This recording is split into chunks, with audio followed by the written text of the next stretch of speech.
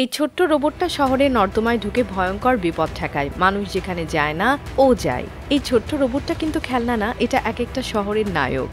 মানুষের চোখে যা পড়ে না, যেখানে কেউ ঢুকতে চায় না, সেই নর্দমা, পাইপলাইন, বর্জ্য জলে এই রোবট ঢুকে দেখে কোথায় ফাটল, কোথায় ব্লক, কোথায় ভয়ঙ্কর বিস্ফোরণের আশঙ্কা। নাম তার পাইপ স্কাউট। দেখতে অনেকটা ছোট গাড়ির মতো, কিন্তু এর কাজ শহরের সবচেয়ে গোপন এবং বিপজ্জনক জায়গা পর্যবেক্ষণ করা। এই রোবট বানানো হয়েছে একেবারে আধুনিক টেকনোলজি দিয়ে। এর সামনে লাগানো আছে 180 ডিগ্রি ক্যামেরা আর এলইডি লাইট, যেটা অন্ধকার নর্দমার ভেতরেও স্পষ্ট ভিডিও দেখাতে পারে।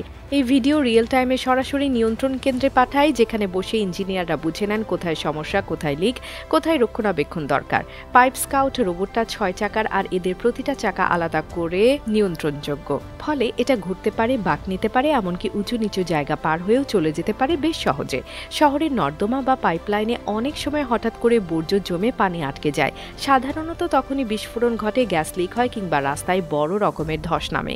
কিন্তু এই রোবট আগেই এসব দেখতে পায় আর সেই অনুযায়ী ব্যবস্থা নিতে সাহায্য করে। এই রোবটের সবচেয়ে বড় সুবিধা হলো মানুষকে নোংরা বা ঝুঁকিপূর্ণ জায়গায় নামতে হয় না। আগে ম্যানুয়ালি মানুষদের পাঠানো হতো পাইপলাইনের ভেতরে, যেটা খুবই বিপজ্জনক এবং অমানবিক ছিল।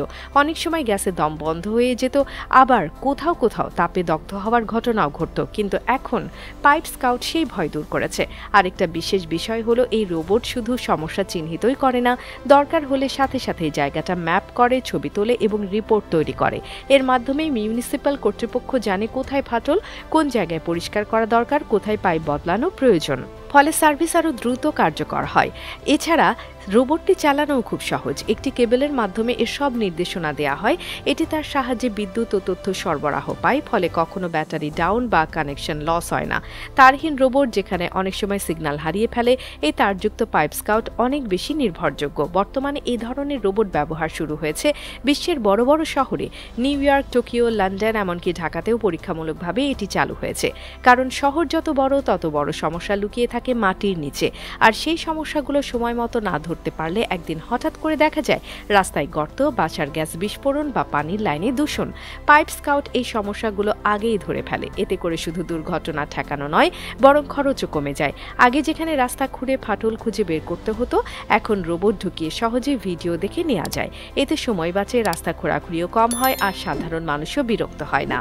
এই রোবট শুধু বড় বড় মিউনিসিপ্যাল প্রজেক্টে ভবিষ্যতে হয়তো বাসাবাড়ির লাইন পর্যবেক্ষণেও কাজে লাগানো যাবে।